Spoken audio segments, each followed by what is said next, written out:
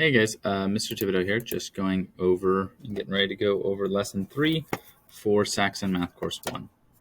So I've been thinking about trying to do all these, and I think that I am going to not make any more videos for the mental math. I think what I'm going to do, what's going to be best for us, is I'm going to take some notes and go over the actual new content lesson. Then I'm going to go ahead and do a video for all of the questions on the written practice. So I'll do 2 videos instead of 3, and I will go over the actual notes, and then I will also do all of the written practice. We'll see which of those you guys like better. You'll have had done both. So let me know what you guys think of that, and we'll adapt based on what is working, what is not working for you guys. So let's make sure we got here. Looking at our book, we have new concepts. So unknown numbers and addition. Below is an addition fact with 3 numbers. Okay, 4 plus 3 equals 7. Easy peasy. But what happens if you don't know a number? In math, this happens all the time. There's all sorts of different things. Engineering, you're constantly like, okay, I need to figure out how many feet to get to here or how many of this to do that. And so you end up with variables. You end up with a number that you don't know. You know the total is, say, 31. You know one of the sides is 12, but you don't know that missing side or that missing thing. So instead, what we do is we have to figure out a different way to write this in order to figure out what m is. So if I know 12 plus m equals 31, okay, I can use my addition facts to rewrite an equation to find the missing variable. So first off, let's write variable. And so Saxon Course 1, Lesson 3. So variable is an unknown or a changing number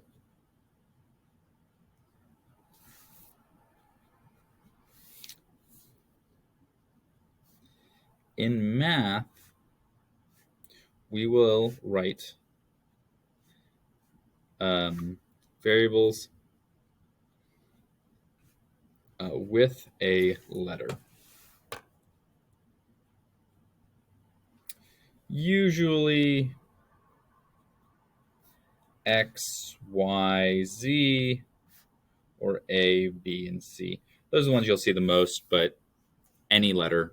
For instance, the first example here is M, right? So in order to figure out what M is, we have to rewrite it. If 12 plus something equals 31, then I can use logic to figure out that 31 minus 12 is going to give me my answer. Okay, I'm just I'm unraveling the math to figure out what I started with. So if I do 31 and I subtract 12, that'll give me 19. So m equals 19. Okay, and then you can check it by going back to the original equation. 12 plus m equals 31. You can rewrite that as 12 plus 19 equals 31, and then you check. Oh, sorry, none of that was showing up. All right, so the second example, we have a long string of numbers. We have 36 plus 17 plus 5 plus n equals 64. So we're going to do the exact same thing as we did before, is we are going to try and figure out what n equals. So we are going to rewrite all of this. First, we're going to do what we can. We can add up all 3 of those numbers to give us 58 plus n equals 64. Now we have a very, very similar problem like what we had over here. So now we can just go ahead and do the opposite, okay, in order to find out what n is, okay? So 64 minus 58 is going to give me my variable of n. Okay. This principle here, what you're doing here, this is going to follow you all throughout your math career. This is the basic building blocks of algebra. Okay, so it's very, very important. So n equals 6. Okay. Do they name it here? It's inverse operations. I guess they don't name it here, so you don't have to worry about it just yet. Okay. All right. So unknown numbers and subtraction. This book really seems to care a lot about calling things min-end, subtrahend, difference. I'll tell you right now, you're not going to use. Well, I guess you will because this book's going to go over it.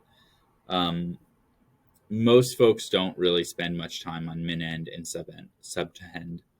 They will talk about the difference, but yeah, those are not terms that are used as frequently as I think this book likes to use them. Example 3 is more of the same. W minus 16 equals 24.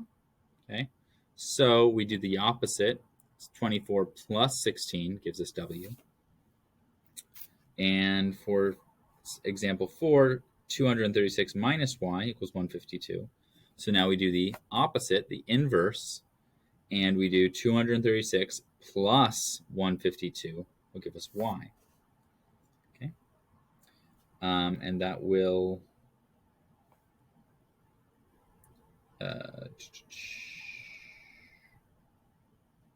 is that minus Y equals 152? Oh wait, how do they? Oh, sorry, I got that wrong. 236 minus. 236 minus 152 equals Y. Sorry, I got that one a little distracted on that. Okay. So let's go ahead and I can do a few of these practice set real quick. I'll leave you to do most of them, but I'll do at least A for you. All right, so we have A plus 12 equals 45. Okay, so we need to do the inverse. So instead we take 45 and we minus 12 from it. And that gives us 33. Okay, so 33 equals A. And we can test that by doing 33 plus 12 equals 5, 4. There we go, 45. Yeah, I think that should be pretty good for you. I'm going to do the next video and I'll do all of the written practice. All right, so hopefully that works out well.